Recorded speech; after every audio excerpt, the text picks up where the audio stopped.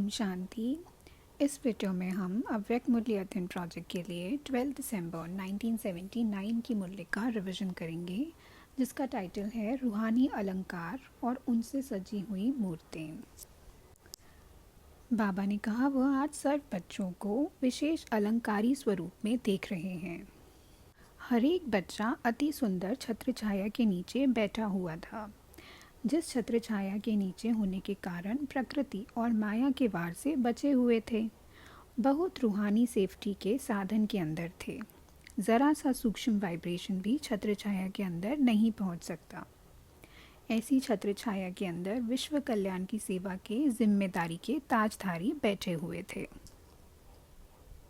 फिर बाबा ने 2 प्रकार के ताजधारी बताए।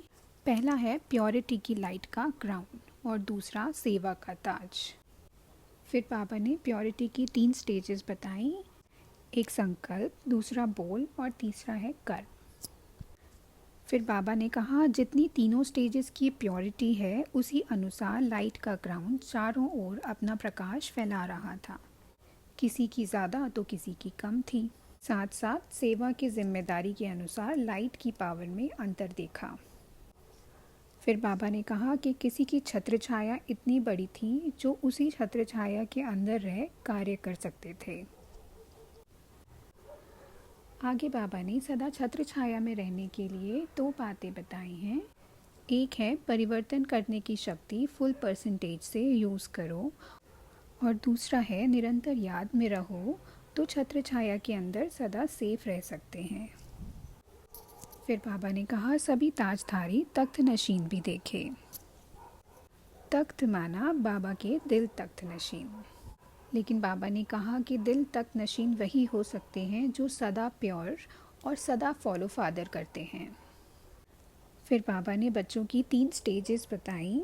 पहली स्टेज है तख्त नशीन की स्टेज, दूसरी स्टेज है करने के बाद महसूसता की स्टेज। इसमें भी नंबरवार देखे।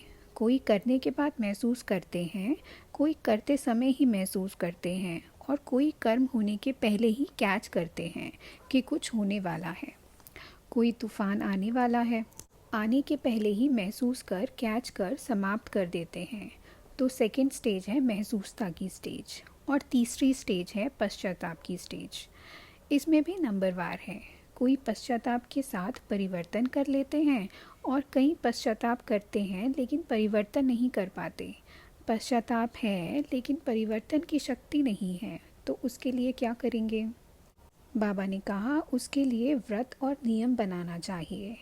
व्रत से वृत्ति परिवर्तन होगी, वृत्ति से भविष्य जीवन रूपी सृष्टि बदल जाएगी, क्योंकि विशेष व्रत के कारण बार बार वही शुद्ध संकल्प जिसके लिए व्रत रखा है वह स्वतः याद आता है।